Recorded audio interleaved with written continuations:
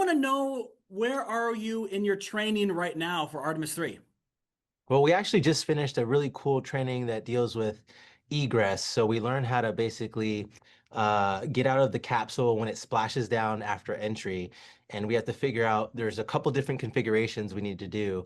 We need to get out the side hatch or the top hatch. We could also potentially be, turned upside down and figure out how to go out the top hatch through the bottom. So we have to go through all of our equipment and our life raft, and it was a lot of fun. We were getting hands on the hardware and talking to our IVA team, our team that does with all the intervehicular activities. So that stuff is a lot of fun. We're constantly flying and training together. We're doing a lot of sims.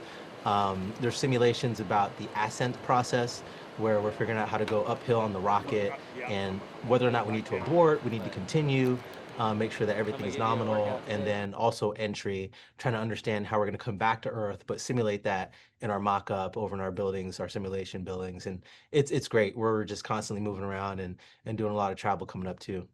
When you're orbiting the Earth for Artemis 3, doing all the tasks, what are going to be some of your tasks specifically that you're going to be doing during the mission? Yeah, that's a great point. So I'm the mission specialist number two. I will be in seat three. And in seat three, I'm located by a couple different things. The first is the food warmer. So there's a apparatus on board that warms up our food and also provides the water for us to rehydrate our food. So basically, I'm the food master, right?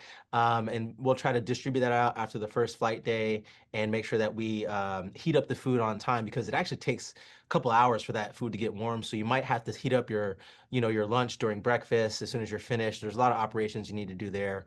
Um, Also, I just talked about that recovery operation where we splash down in the water, we have to get out. If we have to go out the top of the Orion vehicle, there's a mechanism that lets us clip a carabiner and a line from the top of the vehicle through the hatch and through the other side so that when we open the top hatch, it doesn't fall on our heads and it's secured and it swings open. So I have to get this lanyard out and pretty much configure that for landing and put the ladder down, and so we'll make sure we can get out. And then there's also like the fire extinguishers right next to me, so kind of on a fire watch. And there's a bunch of other things in the cabin, like for instance, when we come back to Earth, Frank, our mission specialist number one, he's kind of responsible for where things are on the way up and into orbit. But for three, or for when we come back and do entry, I'm the load master to make sure everything gets stowed for when we come back. And then specific to Artemis 3, when we do the docking with the vehicles, the mission specialist number two is responsible for docking with SpaceX. And then mission specialist number one is responsible for docking with Blue Origin. So we're both taking our leads in our vehicles as we're developing the program. Oh, that's good to know. I didn't know about that. Thank you. That's good Yeah. insight. Now, we know you went to school, high school at Western Branch, and Yeah. the principal has a question, actually has two questions for you. How Okay. did life in Chesapeake, you ready for this? How did life in Yeah. Chesapeake and Western Branch High prepare you for your next steps? Yeah, I really loved Hampton Roads and Chesapeake. It was a great place to grow up. I really had a lot of different friends in different communities. Being at Western Branch and being involved in the soccer team, basketball team, the marching band, chess club, like a wide variety of things. But everybody there was just so warm. Everybody was so nice and inviting, right? And not everything's perfect, but in general, there was just this understanding of you're in the 757, your family. And so for me, it was just nice where I had that principle throughout the rest of my life. Whenever I meet people, I'm a hugger. Like I like to, have physical contact and embrace people and, very friendly and just get to know people. And so I really like that community in the school. There's a lot of school spirit there too. And also we're very competitive, right? We're pretty good at our football teams, even our band.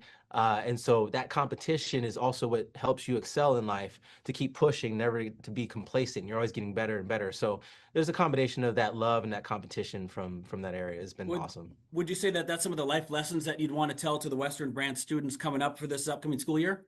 Yeah, 100%. Love thy neighbor. I mean, you guys are all in it together there at school. Use each other to study with and like get better and train with. I always had my rivals that were my best friends when I was, drumline captain and soccer captain. Like we fed off of each other. So it's really a community that really helps you go to that next level. It's really hard nowadays too. I can imagine, I didn't grow up through the COVID era at school. And so it's harder now to connect with people, but I think that's our biggest strength is when we have each other. But, if you're in a good community that fosters that, then you just have that next level of resource. So just use that and excel. Craig Robertson asks, I would like to know if you think that the band program at Western Branch helped you prepare you for your future.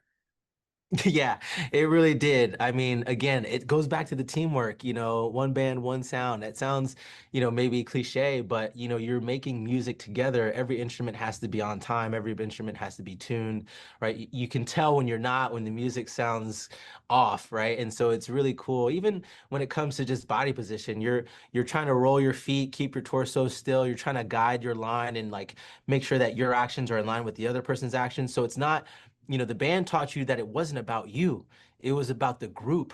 And I mean, that's what we feel in spaceflight, right? It's not about one person, one astronaut, one flight controller. It's about everybody, even the people that put hands on the hardware to put us up to space. Like, there are thousands of people that get us to other celestial bodies. That blows my mind, right? But that's where it starts. It starts with realizing it's not about yourself, it's about more than you. So it was a great place to come from. Will there be any EVA going on during Artemis 3 during that mission?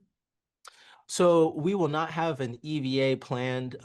We will exercise our suits where, there's some demonstration flight test objectives to, get in our suits, but then reduce the cabin pressure down and make sure that there's good seals and try to practice for any sort of depressurization scenario.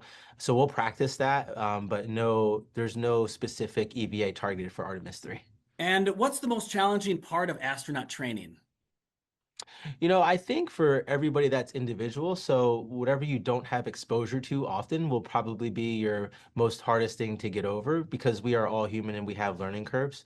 So, it just depends on, who you are and what you know. And for me, like I would say, when I was training for ISS, I never did anything with Russian language. So for me, I think that's probably my area where I find the most challenging just to understand how to speak in that vernacular because I'm used to Spanish and Japanese, but Russian is a whole nother beast for me.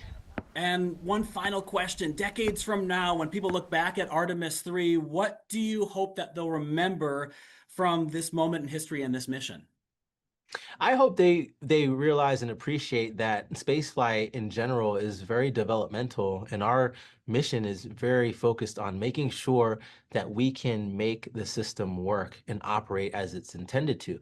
Because every mission is a stepping stone, and I think this one here is going to be hopefully obvious to the community that we're testing a connection of two vehicles, in really three if we're doing both Blue and Starship. But that concept of connecting two things in space before we go to the moon, right? That's a big step. And so making sure we're doing these tests right and so that the next crew can really benefit is going to be huge. So I hope they remember that from Artemis 3, that we are the step to the future.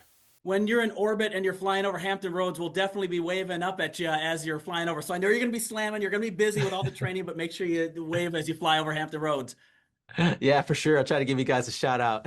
Okay, definitely. And Definitely. also, go Bruins. Thank you for your time today. That's right. Go blue and gold. Appreciate you.